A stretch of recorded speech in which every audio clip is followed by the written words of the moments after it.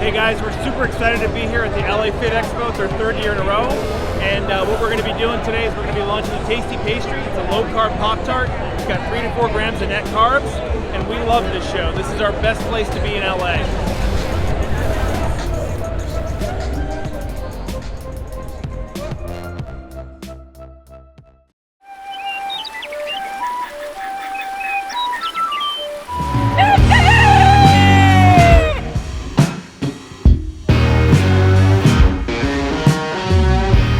Welcome back to Legendary Foods Muscle in the Morning.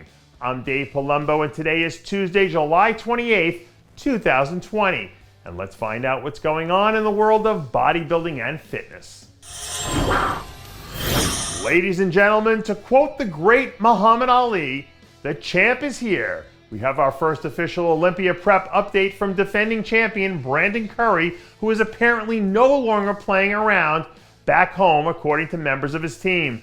The fact that this is the biggest contest of Brandon's career should go without saying, but this just isn't an ordinary title defense. He's trying to defend his title for the first time in one of the most uncertain, topsy-turvy years in the history of bodybuilding, which adds a whole other element to what's at stake here.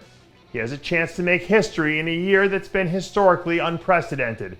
And adding that line item to his resume would be a major feather in Brandon's cap. A few days ago, I read a fascinating article about vitamin D's ability to reduce a person's susceptibility to catch COVID-19. And sure enough, not even 5 minutes after I read that, someone texted me a video of Michael Lockett getting his daily dose of vitamin D with this outdoor workout. Even though he's definitely down in size, Michael's still ridiculously shredded, and seeing stuff like this reminds you of what a unique physical specimen he is. With so many things still in flux, my understanding is that Michael doesn't have any shows lined up on the horizon just yet. But when you roll out of bed every day looking like you're 4 weeks out, you're pretty much always in striking distance. People who live in the northern half of the US don't understand what hot is until they visit the South in the summer for the first time. That's when they realize that what they thought was hot wasn't really hot, it was tepid. But being able to overcome the elements is all in a day's work for an athlete like Moody.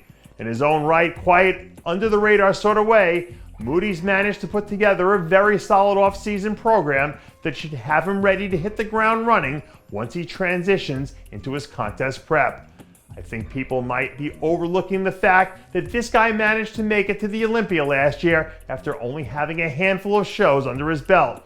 Because you don't hear too many people talking about him, but if he gets 1 or 2 quiet wins under his belt, I think it'll change the narrative, because then he'll be too dangerous to ignore. Where there's smoke, there's fire, and at least for the moment, we finally have some real smoke surrounding Heath's prospects for this year's Olympia. A few days ago, word broke that Phil's name was being added to the official list of competitors for this year's contest, which doesn't mean anything in and of itself without a confirmation from Phil, but it does mean that the door is open. Over the last few weeks, we've talked a lot about what effect international travel restrictions and citywide shutdowns could have on this year's contest. So if you try to factor all of this stuff into the equation, it could set the stage for Phil to show up and cruise to an 8th title. We're still so far out that it's impossible to see how any of this will play out with any sort of certainty. But as I said, now we have smoke, and it'll take one word from Phil to ignite the flame. And that does it for yet another edition of Muscle in the Morning. I'm Dave Palumbo, reminding you to always be true to your passions, and make sure to follow us on Facebook, Twitter, and Instagram.